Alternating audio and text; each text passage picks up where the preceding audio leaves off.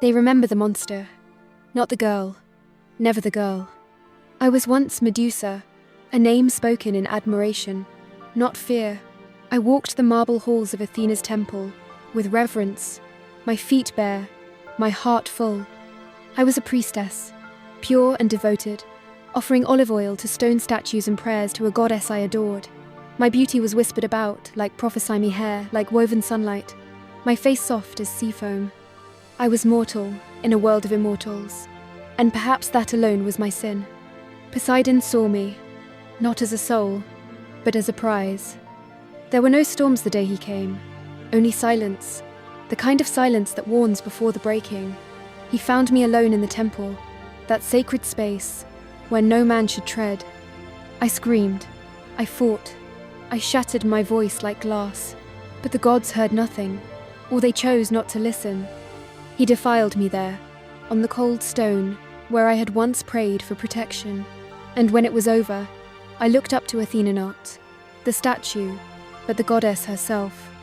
I begged for her justice, for her wrath on him, but she looked through me, as if I had become something other than what I was. She did not punish him, she punished me. My golden hair turned to serpents, shrieking with a rage that echoed my own. My eyes, once soft, became weapons. One glance, and life turned to stone. My voice, once filled with hymns, was now silence, for no one came near enough to hear me speak.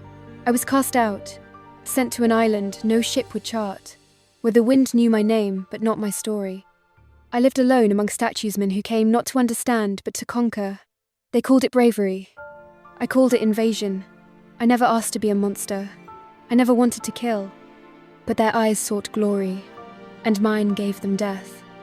And then came Perseus, with gifts not of his own a mirrored shield, a sword from Hephaestus, sandals that flew. He came as they all did, but quieter. I never saw his face. I only heard the whisper of the blade. And then I was falling, not with pain, but with relief.